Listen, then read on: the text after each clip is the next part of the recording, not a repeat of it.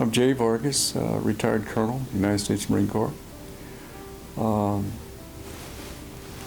I've spent 30 years in the Corps and was a very fortunate guy. I was able to command 10 times from a platoon all the way up to an infantry regiment of 5,000 Marines, both in peacetime and combat. Had followed 3 other brothers, had 2 in World War II. Angelo was in Iwo Jima, Frank was in Okinawa, and Joseph did Korea, and I did Vietnam. Born and raised in Winslow, Arizona, but I live in San Diego. Not only did I finish the doggone Marine Corps with a great career, love the Corps. In the meantime, I worked on my degrees and finished off the PhD 2 years ago. And so it's been a great life. Been very lucky, very, very lucky to even be here.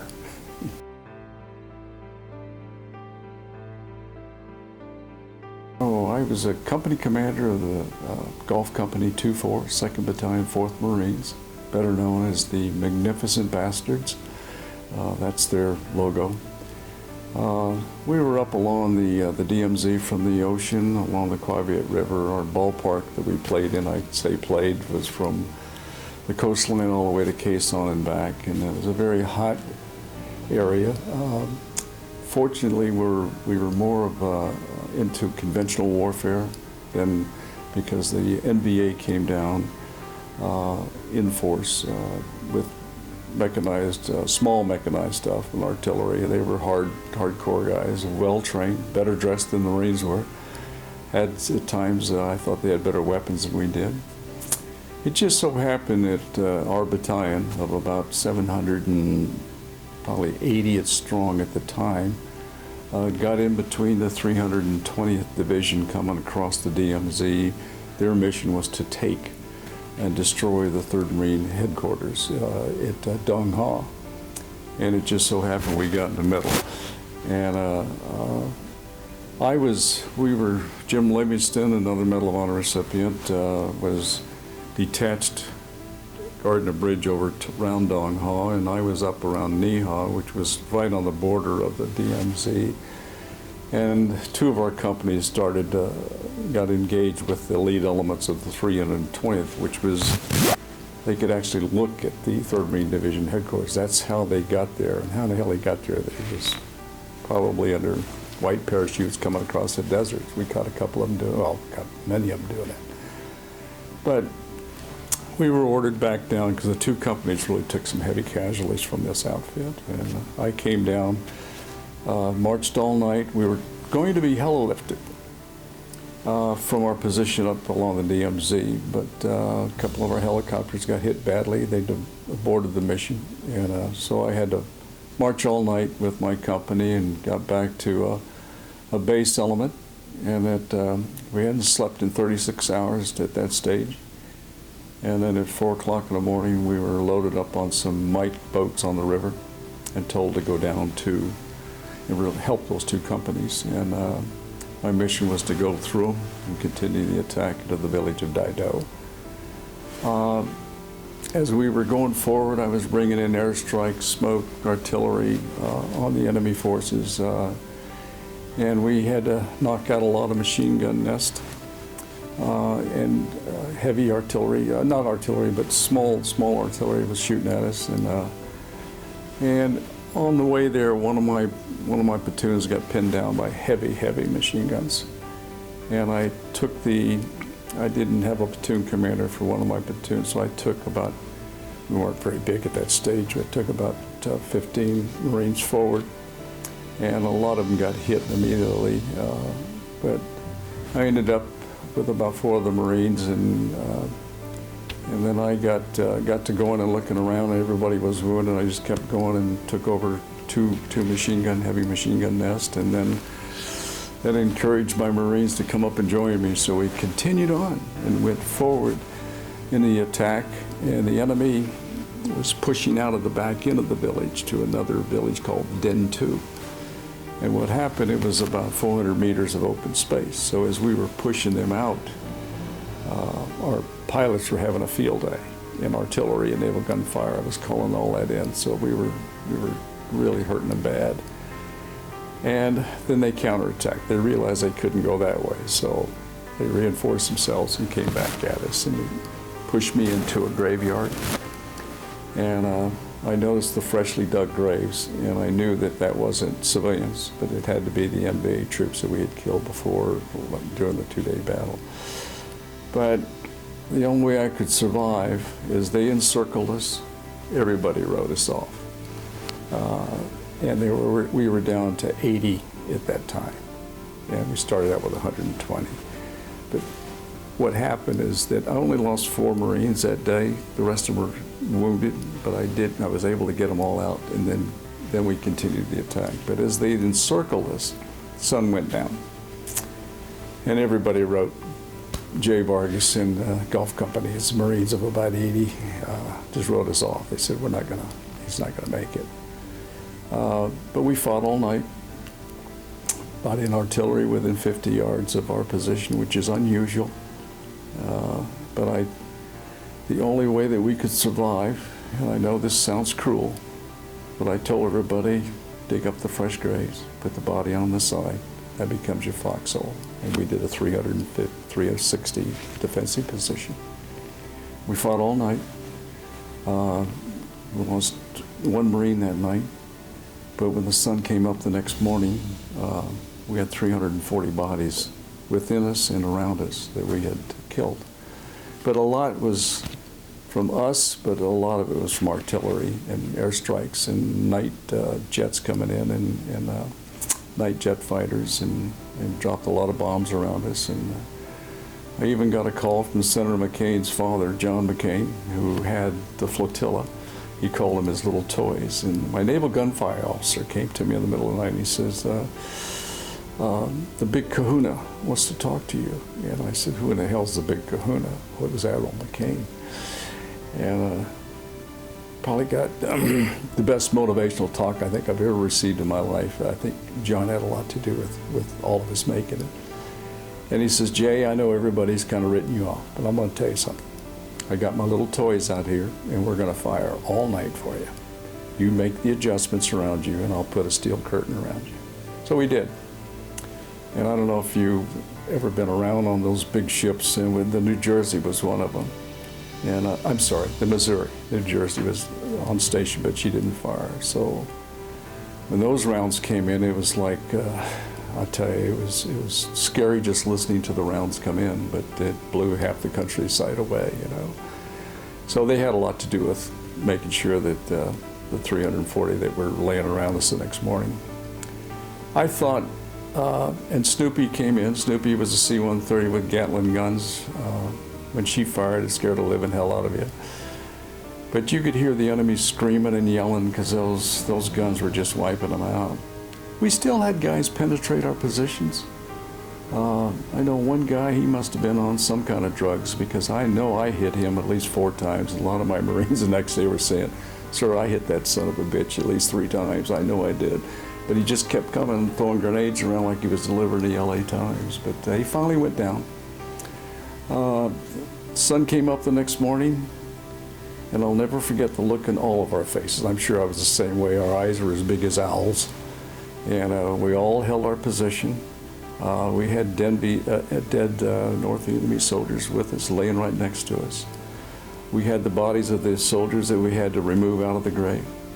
And the only thing respectfully is I honored those warriors. I respect the North Vietnamese. We made damn sure that we put the bodies back in the grave and covered them up. The new fresh ones, you know, that was something to follow on trace. And we thought we would get a break. An order came down. Here we're down to 79. And we were told, please fix bayonets and continue the attack. And we barely had any ammo. And one of our guys, Lang Forehand, who was the S4 logistics guy, drove up in this, I don't know how he did it. He came through artillery in what they call a little mule. It was a little vehicle with a flat bed full of ammo, and he spun that thing around. All these crates of ammo fell into our position. But what was sad is as he drove off, I called back on the radio and I said, these are 106 rounds. I can't put those damn things into an M16. So he came back again. We got reloaded, went forward, and it was all hand to hand from there. And I'll never forget, Colonel Weiss came up and jumped in my trench, and we were holding a position. And he said, "Jay, what the hell's going on?" And I said, "I just call artillery on myself. And my Marines know it, and we're just gonna, this is it. We're gonna, we can't go any further. I can't go back." And I said, "Colonel, you better get the hell out of here." So when he spun up, he got 3 shots right in the back, and fell on top of me, and 2 of my radio operators got hit right away. And so we had to pull back. And as I went back, I took him back about 80 yards, and handed him to some Marines, and then I went back and got 7 more Marines and carried him out. Little Sammy, you would have loved this Marine, tough little son of a gun. When I was taking a colonel back, Sammy was sitting on a tree there, and his body, they'd blown off his left arm. And the steel had burned him so bad it wasn't even bleeding, but his arm was laying over there. And I said, "Sammy, I'll come back to get you." So once I got the colonel back, I went back for Sammy, and put him on my back. And thank God he was small. We got to moving backwards, and he turned around and he said, "Skipper," and I can't say the bad word on the tape here, but he said, "I want my friggin' arm." So I'm going, oh, geez. At this time, the NVA were out of ammunition. We were out of ammunition. We were hitting each other with rocks, helmets, rifles, anything. So I said, "Okay, Sammy, let's go back." And it was only like 15 yards, 20 yards. And I had to go back and find that arm, and I handed it to him. And I was told later on that he was holding that arm at his chest when they threw him in the chopper. And they couldn't put it back. But I get a letter from him every Christmas, a card, thank you. There's a picture of him with his no arm, and he's a character. He's borrowed a mannequin's arm, and he's waving at me like this. But he made it. I went back in to get 7 more, and then I got hit again. I was hit 3 times in 3 days, and one bullet went through the left side, just went right through. The rest was all shrapnel. But I was bleeding. I refused to leave until I got all my Marines out, and we did. And I don't think we slept for 48 hours. And that's amazing. But the adrenaline's running through your veins. And I'm going to tell you something. I had the meanest, toughest little son of a bitchin' Marines you could ever run across. They were tough. They weren't scared of anything. And they keep telling me when we came together after 30 some years for the first time in front of the wall. And they said, "Skipper, we would have never done half the stuff we did until we saw that you were always with us up front." And that's a lesson that I'd like to pass on to the younger generation. You've got to set the example. You've got to take care of your people at all costs, whether it's combat or in peacetime. And here's the tough one. You never ask a Marine to do anything that you wouldn't do in peacetime or in combat. And if you're the type of commander that sits back on his ass, I have no respect for those kind of leaders. I just wish our nation today had strong leadership like we had back then. But that's kind of it. It's a long story. I'm going to be honest with you. It took me 36 years before I could sit here and talk about this. I did it, I tried to do it with the Medal of Honor Society. We couldn't get through the first taping, couldn't get through the second tape. But the third time was in about a year and a half ago, and now it's on the computers around the world. Basically what I've done here is I've told the same story there. And I'll conclude by simply saying, what you're seeing on my neck now, I'm just carrying this for them. It's theirs.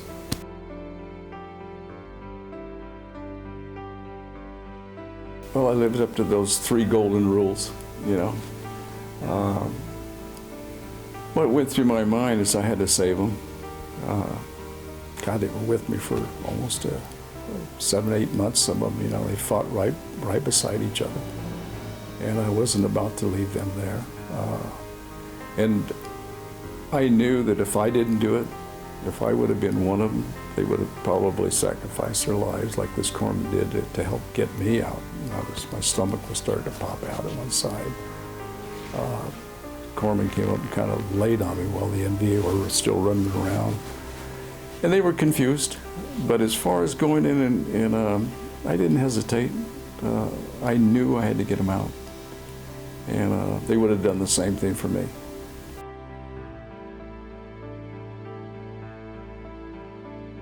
I think it's a tremendous character development for the young people to see and to listen to any of us.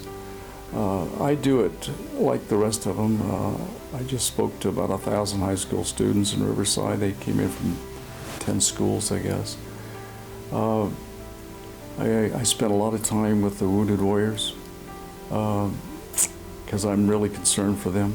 And my biggest concern is that they've given so much, like all the military folks, but these wounded warriors, what I'm concerned about, and I've told people in DOD and I've told veterans organizations, is the one thing that I've found in dealing with these young warriors, I'm worried about when they go home, after they leave the hospital, we don't have a follow-on program. The VA doesn't have it. Department of Defense doesn't have it. I've challenged the VFW and the American Legion, which I belong to. Very proud to be an American Legion. Both those organizations and DAV, and I'll probably visit the conventions again this year. And I really have emphasized is that's the weakest point we have right now with our veterans. And it's just not the wounded ones. We got thousands, and there's going to be thousands going back into the community. They don't know yet what illnesses they might have as far as PTSD. It hasn't hit them yet. It eventually will probably get them. And I want the veterans organizations to really monitor their communities, and their post leaders and commanders have got to make sure they stay on top of those young men and women that are coming home. Give you an example. Williams, Arizona probably has lost more for a small little town.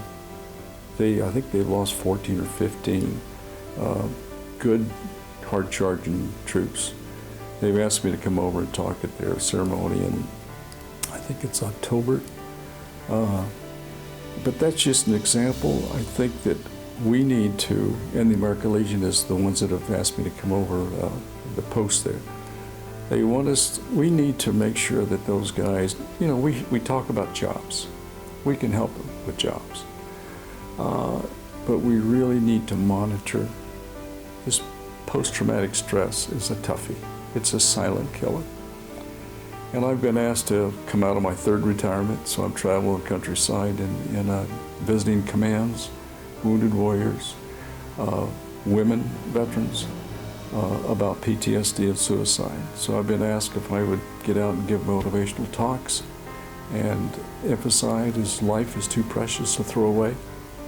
So we're trying to knock down the suicide rate, and as you know, we had 370 some last year. I wasn't too interested in it at first until the commandant said, "Jay, I need your help. Can you go to the divisions?" And I'll be leaving in July to Japan to 3rd Marine Division. I've spoke at 2nd Marine Division and 1st Marine Division. And the goal is to emphasize that life is too damn precious just to throw away. And it's continuing. And is it a mystery? It's a mystery.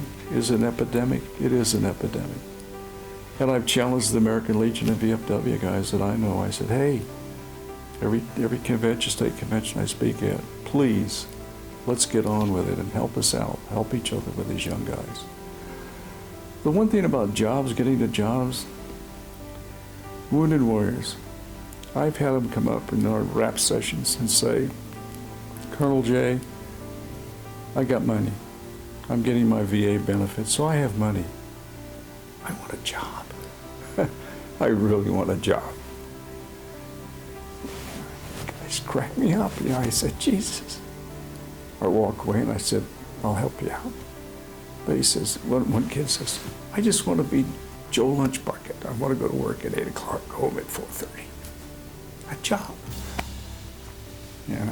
But what I like is we're bringing in all the big executives from the big corporations, and we're able to tell them, please hire veterans.